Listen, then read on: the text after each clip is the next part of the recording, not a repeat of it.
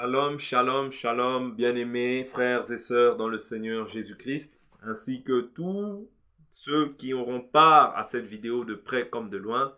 Que la paix de notre Dieu et Seigneur et Sauveur Jésus-Christ soit avec vous.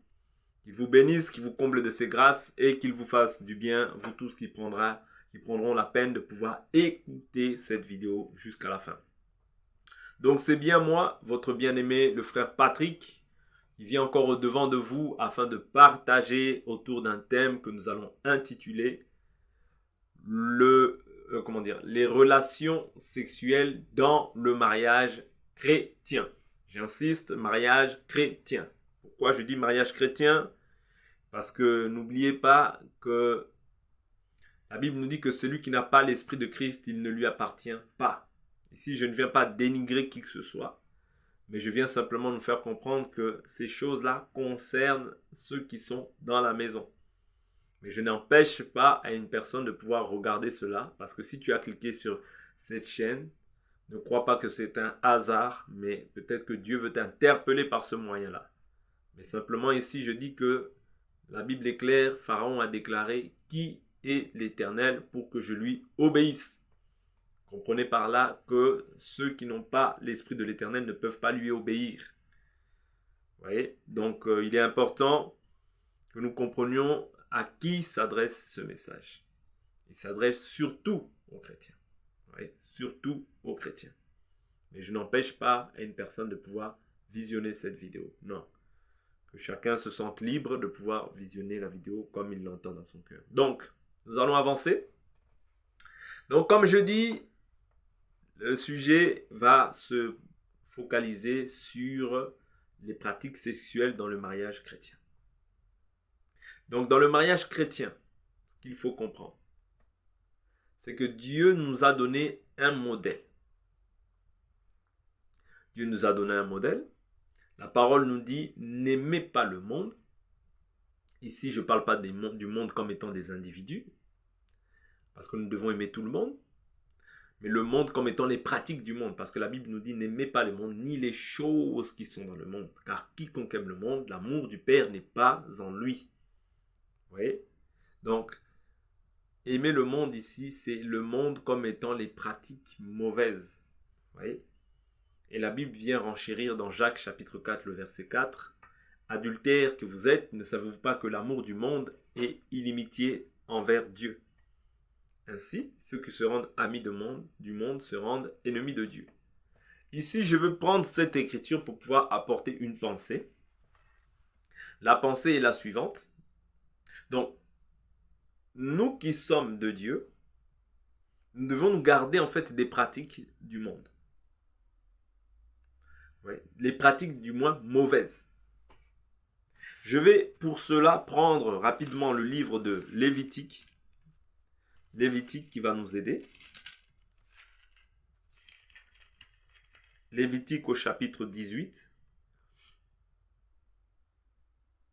Le verset 1. La Bible nous dit, « L'Éternel parla à Moïse et dit, « Parle aux Israélites, tu leur diras, je suis l'Éternel votre Dieu. Vous ne ferez pas ce qui se fait dans le pays d'Égypte, où vous avez habité, et vous ne ferez pas ce qui se fait dans le pays de Canaan, où je vous mène. Vous ne suivrez pas leurs principes, vous pratiquerez mes ordonnances, et vous garderez mes principes, vous les suivrez. Je suis l'Éternel, votre Dieu. Vous garderez mes principes et mes ordonnances. L'homme qui les pratiquera vivra par eux, je suis l'Éternel. » Vous voyez? Donc nous allons sauter. Dieu nous demande de garder ses ordonnances. Dans un premier temps, nous allons voir le verset 19. La Bible nous dit, « Tu ne t'approcheras pas d'une femme pendant l'indisposition menstruelle, qui la rend impure pour découvrir sa nudité. » C'est-à-dire que quand la femme est impure, qu'elle a sa période de règles, en réalité, en tant qu'enfant de Dieu, je ne peux pas aller avoir de rapport avec ma femme. Vous voyez? Je ne peux pas aller avoir de rapport avec ma femme. C'est-à-dire que quelqu'un qui est chrétien ne peut pas s'unir à sa femme, d'accord, lorsqu'elle est dans sa période menstruelle. C'est très important, chers frères et sœurs. Nous ne devons pas bafouer ces choses-là sous le fait que nous sommes sous la grâce. Ne devons pas piétiner ces choses-là sous le fait que nous sommes sous la grâce. C'est très important. Donc ici, je vais prendre maintenant un deuxième aspect. Le deuxième aspect que je vais prendre, ce sont les pratiques anales. La pratique anale, c'est quoi? C'est aller vers son partenaire ou vers sa femme par l'arrière. Vous voyez? Par la partie anale. Ça, ce sont des pratiques qui ne sont interdites dans l'église ou bien en Israël. Vous voyez? C'est-à-dire interdites parce que ce ne sont pas des pratiques qui sont conformes à l'écriture. Ce sont des pratiques que l'écriture condamne. Souvenez-vous, dans Sodome, pourquoi on appelle ça sodomie? Parce que dans Sodome et Gomorrhe, qu'est-ce qui avait grimpé? C'était l'homosexualité. C'était les viols qui avaient grimpé. Vous voyez? Et Dieu a décidé de frapper. Vous voyez? Dieu avait décidé de frapper. Ces pratiques-là sont des pratiques qui ne sont pas conformes à la parole de Dieu. Une personne qui fait ça doit se repentir de cela et abandonner pleinement en fait cette voie-là pour servir le Dieu vivant et vrai. Vous voyez? Donc une personne qui a pratiqué ces choses-là, si tu es encore dans le mariage, s'il s'avère que peut-être tu as accepté Jésus et que tu n'étais pas marié, mon frère, ma soeur, je vous conseille de pouvoir vous séparer de corps, de faire même chambre à part s'il le faut, afin de mettre de l'ordre dans votre vie, c'est-à-dire que le frère puisse payer la dot, afin qu'il puisse repartir librement avec son épouse. Quand je dis librement, peut-être que vous étiez en couple, mais néanmoins, du fait que vous n'étiez pas marié, vous devez vous séparer de corps. C'est-à-dire essayer de faire même chambre à part s'il le faut, mettre votre situation en règle et revenir ensemble par la suite. C'est très important ce que je vous dis. Je continue. Donc la sodomie était une pratique qui avait grimpé dans Sodome. Vous voyez?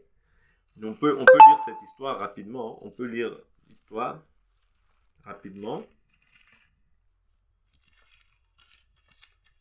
On peut lire l'histoire rapidement.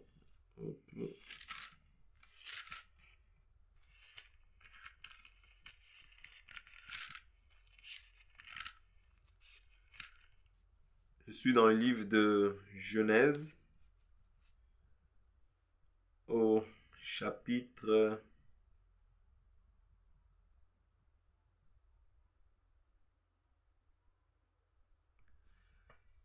'Je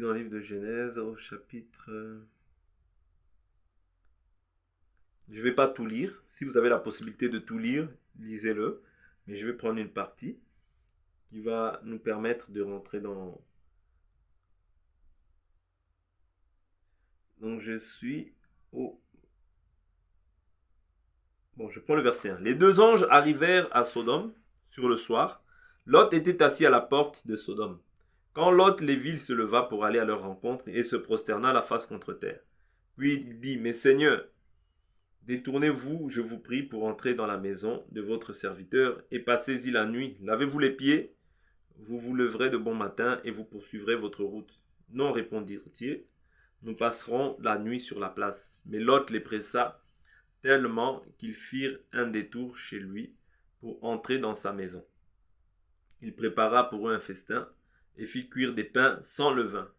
Et ils mangèrent. Il n'était pas encore couché que les gens de la ville, les hommes de Sodome, entourèrent la maison depuis les jeunes gens jusqu'aux vieillards, la population de tous les quartiers. Ils appelèrent Lot et lui dirent, où sont les hommes qui sont entrés chez toi cette nuit? Fais-les sortir vers nous pour que nous les connaissions. Lot sortit vers eux à l'entrée de la maison et ferma la porte derrière lui. Il dit, mes frères, je vous en prie, ne faites pas le mal.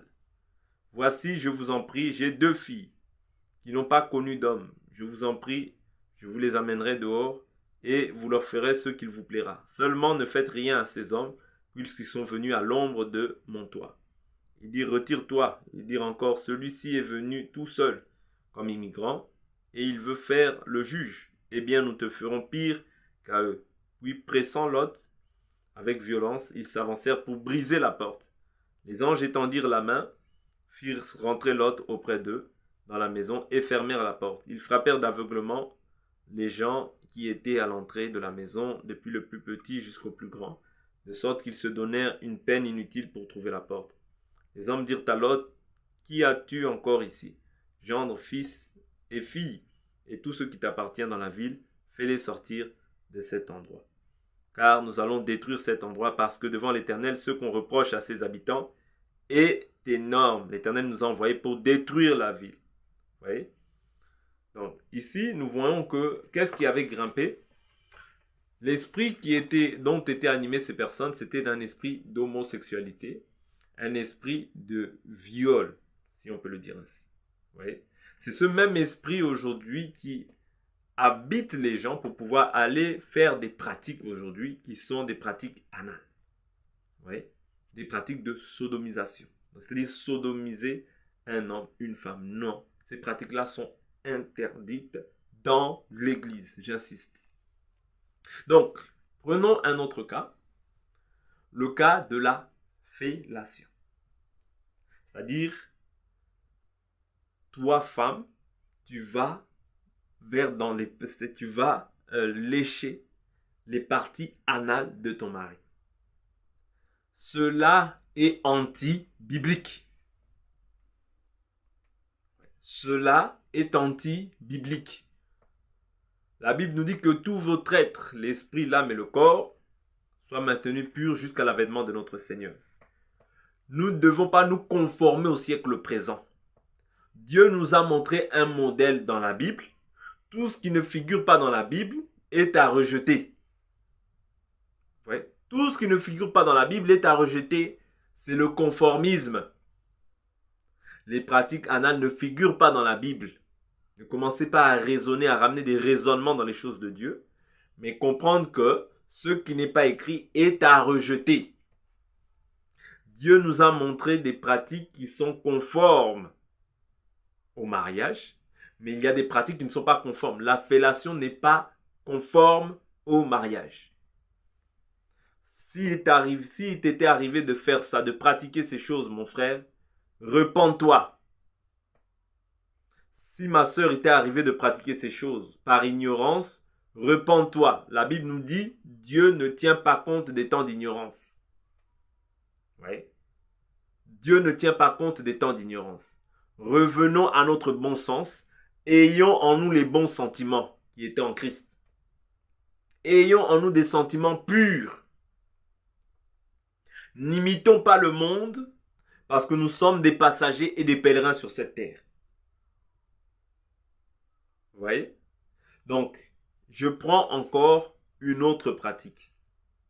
Toi, homme, ta bouche qui est censée adorer Dieu, tu vas la mettre dans les parties de la femme, c'est-à-dire, on appelle ça le cunnilingus.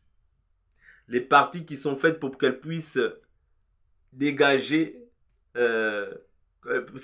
lorsqu'elle va aux toilettes. Toi, tu vas mettre ta bouche là-bas. Ce sont des pratiques égyptiennes. Cette manière-là d'aller vers sa compagne ne figure pas dans la Bible. C'est une pratique à rejeter.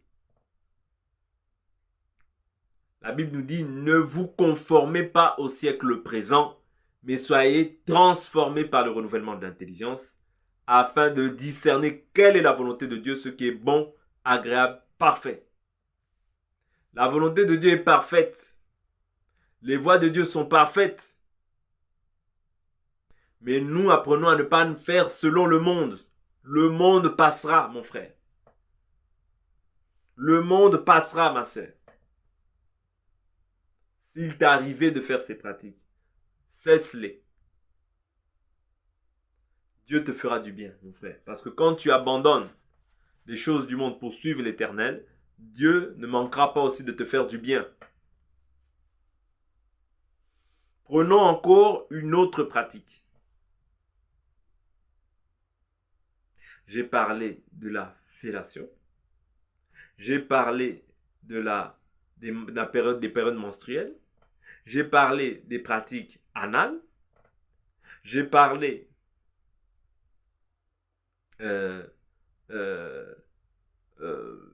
j'ai parlé de toutes ces choses. Je veux parler maintenant des pratiques masturbatoires, ou bien de la masturbation. La masturbation n'est pas biblique. Chers frères, chères sœurs, la masturbation n'est pas biblique. Oui. Ces choses-là, ce sont des choses que nous avons ramassées dans le monde et que nous continuons à pratiquer pour certains dans le mariage. Ces choses-là, nous devons nous en repentir, frère. Nous repentir de telles choses afin de pouvoir être agréable au Seigneur. Ne te console pas dans ta pensée. Ne te console pas, mon frère ni ma sœur, mais repens-toi et que Dieu te fasse grâce. Si tu entends sa voix, n'endurcis pas ton cœur. Cette vidéo, c'est ta délivrance. Si tu la mets en pratique, que la gloire soit rendue à Dieu. Nous sommes simplement des serviteurs inutiles. Nous venons simplement pour annoncer le message afin qu'un maximum d'âmes puissent revenir à leur Créateur. Comment est-ce que nous revenons à Dieu? Lorsque nous abandonnons en fait les pratiques que nous faisions qui étaient inconformes à la volonté de Dieu, parce que c'est de l'idolâtrie, toutes ces choses. Vous voyez, c'est des idoles qu'il y a dans le cœur et que nous mettons maintenant en exercice, alors que cela est défendu par la parole. Et par moments, nous le savons dans notre conscience, mais nous continuons à le faire parce que la Bible nous dit que personne ne dise qu'il est tenté, car Dieu ne peut tenter personne et il est tenté lui-même par personne. Mais chacun est tenté de ce que sa propre convoitise. Qu'est-ce qu'elle fait? Elle l'attire, elle le séduit. La convoitise, une fois parvenue en son terme, engendre la mort, engendre le péché. Le péché parvenu à son terme engendre la mort. Frères, sœurs, nous devons prendre garde. Les temps sont mauvais. Jésus revient. Repentons-nous de nos mauvaises voies. Détournons-nous de toutes les voies mauvaises que nous pratiquions, de toutes les choses que nous pratiquons. Dépougnons-nous des œuvres mortes parce que la nuit est avancée. La masturbation n'est pas permise. Homme comme femme, ce n'est pas permis. La masturbation, Dieu ne le permet pas. Ouais. Dieu ne permet pas ces choses-là. Dieu ne permet pas que nous puissions avoir de telles pratiques dans l'Église. Les saints ne peuvent pas pratiquer ces choses-là. Si nous sommes saints, nous devons être saints non seulement de corps, mais aussi d'esprit. Et ces choses-là nous souillent, que nous ne voulions pas. Ouais. Ces choses nous souillent. Voilà pourquoi tu es un homme heureux si tu mets ces choses en pratique. Tu es un homme heureux, tu es une femme heureuse si tu mets ces choses en pratique. Toutes ces choses-là, ce sont les désirs de la chair. Ce sont des pulsions liées à la chair, mais qui n'édifient en rien notre esprit. Or, un enfant de Dieu, je dis toujours, doit rechercher ce qui édifie sa foi. Ce n'est pas mauvais d'être en rapport avec ta femme. Mais quelles sont les pratiques que vous faites? Parce que tu peux ne pas pécher physiquement comme ça. Mais dans ta chambre, comment est-ce que tu te comportes? Jésus doit t'accompagner jusque dans ta chambre. Ah oui, Jésus doit t'accompagner jusqu'à ta chambre. Dans ta chambre, quelle pratique tu as? Dans ton lit, quelle pratique tu as? Parce que Dieu voit tout, il te voit partout. Voilà pourquoi, chers frères et sœurs, réformons nos voies. Les temps sont mauvais. Jésus revient bientôt. Réformons nos voies.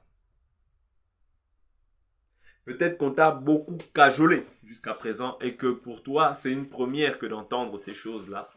Mais sache-le que si Dieu permet que tu puisses entendre ça, c'est afin que tu sois délivré. Délivré de toute forme de souillure. C'est une souillure que d'agir ainsi, mon frère, ma soeur. C'est une souillure, sache-le. D'aller mettre ta bouche dans les parties, c'est-à-dire dans les parties qui ne sont pas mentionnées dans la Bible. Les pratiques de fellation, c'est une souillure. Toi, femme, d'aller prendre ta bouche, la mettre dans le pénis, mettre ta bouche dans le pénis, dans ta bouche, c'est une souillure. Les pratiques anales, c'est une souillure. Avoir faire ces choses-là pendant les périodes menstruelles, c'est une souillure.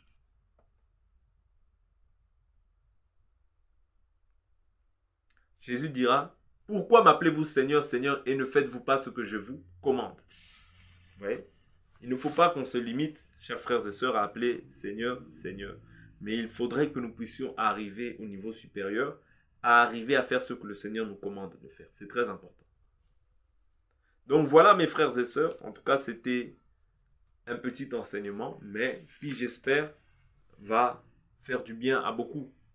Qui j'espère va délivrer tous ceux qui étaient sous l'emprise de ces pratiques-là. Parce que sachez que tout ce qui n'est pas la volonté de Dieu, en réalité, c'est la volonté du diable.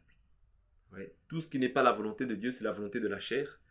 Et en réalité, c'est le diable qui nous pousse à agir ainsi. Voilà pourquoi, mes frères, nous devons être renouvelés dans nos pensées, renouvelés dans notre intelligence, être fortifiés par le Saint-Esprit.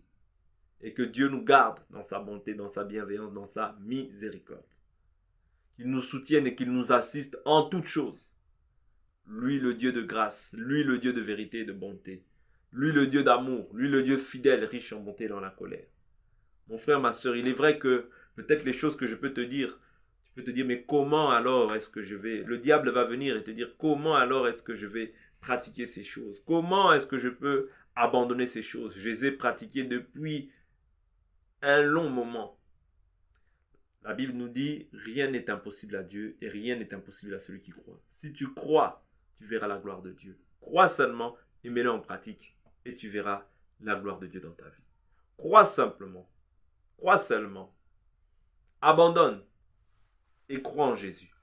Crois en Jésus. Crois que ce que je te dis est la parole. Dieu fera quelque chose de bien aussi dans ta vie. Mais si tu résistes, tu résisteras, mais pour ta perte à la fin. Vous voyez? Donc, peut-être que c'est ce genre de message, on ne l'entend plus au sein des assemblées d'église. Parce que les gens cherchent non pas l'âme des individus, mais ils cherchent les poches des individus. C'est-à-dire, au lieu de faire en sorte que l'âme des gens puisse prospérer, vous voyez, ils cherchent simplement les poches des individus. Vous voyez? Donc, voilà pourquoi tu te plais dans ces églises-là. Voilà pourquoi tu es dans la joie dans ces églises-là. Mais en réalité, vous ne verrez pas Dieu. Vous ne verrez pas Dieu parce que vous cachez la vérité aux gens. Et la Bible nous dit que la colère de Dieu, je prends cette écriture-là, je suis dans Romains chapitre 1, verset 18. La colère de Dieu,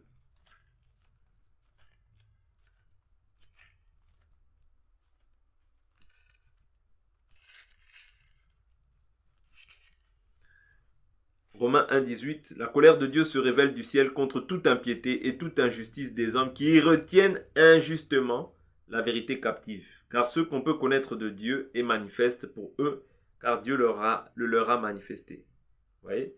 Donc, la colère de Dieu se révèle du ciel contre toute impiété et toute injustice des hommes qui retiennent injustement la vérité captive. Ici, je ne retiens pas la vérité, mais je vous dis la vérité, afin que vous soyez délivrés de ces pensées, de ces esprits-là mauvais qui sont en train d'agiter vos cœurs, qui sont en train d'agiter vos âmes et qui ne vous permettent pas, et qui vous permettent de croire, hein, bien sûr, de croire que sans ça, vous ne pourrez pas avoir une vie sexuelle épanouie. C'est faux, chers frères et sœurs.